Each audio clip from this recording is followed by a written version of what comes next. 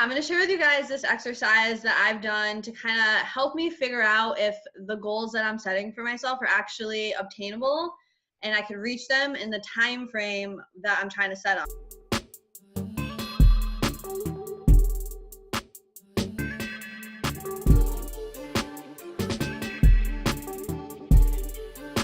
So we all usually do like either 30, 60, 90-day goals, maybe 6 months goals, depending on what those goals are. I kind of found a way to go back into like your ads manager and figure out like what exactly you need to do to be able to reach your goals. A lot of times I feel like when we have goals, we all usually have vision boards and we'll write goals, even if it's like on a piece of paper. A lot of times our goals are to like rank up in our business, right? Like get to the next level and do the next step. Like that's why we're all here.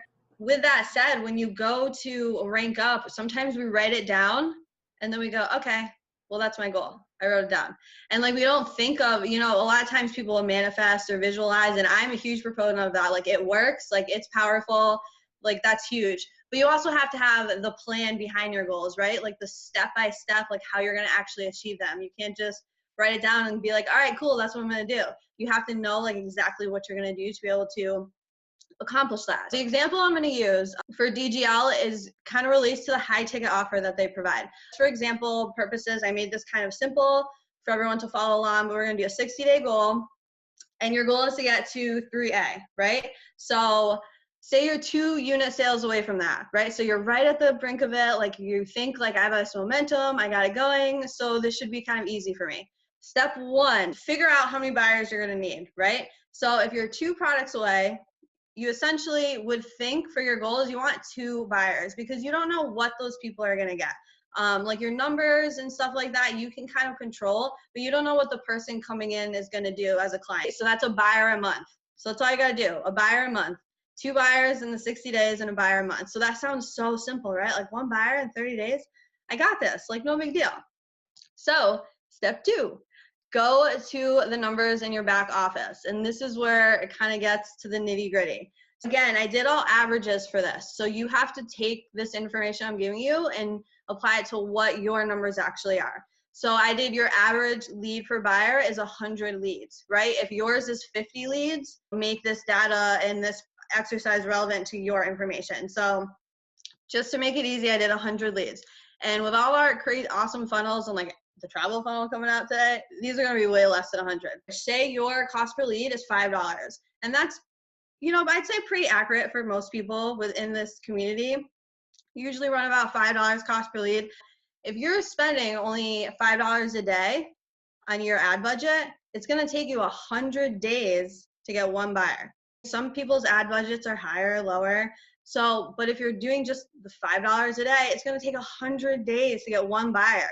But your goal is to get 2 within 60 days. You're not going to be able to get that goal in that amount of time frame unless you're killing it in the game. So if you do $10 per day, that's going to get you 50 days. It'll get you 1 buyer, right? Because you double, so it's going to shrink it in half. And then you do $20 a day, it'll get in 25 days, it'll get you a buyer. So really ideally for this exercise, you'd be wanting to do about $15 to $20 a day to make those goals obtainable. Now, I'm not trying to scare anyone and be like, everyone just go start throwing $20 a day. Like that's not what this exercise is for.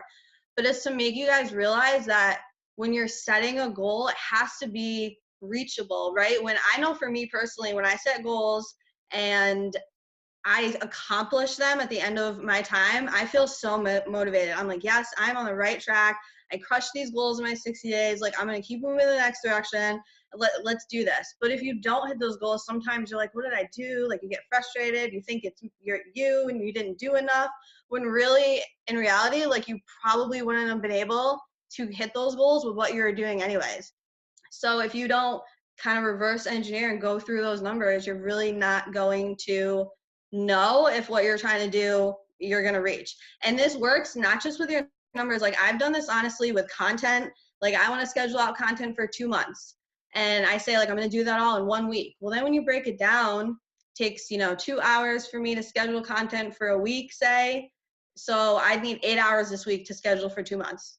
Okay, well I don't have 8 hours. So like, okay, no, maybe I'll just do 2 weeks of content instead, and then next week I'll do another 2. Like, so you can literally do this in so many aspects of your of your business. You could do it with like self-care, making sure you have time in your schedule. Like there's so many ways you can kind of reverse these numbers, but wanted to give you the example with the business because that's usually what most people, it's more common for. Yeah, I just wanted to share that. Hopefully that was helpful for you guys.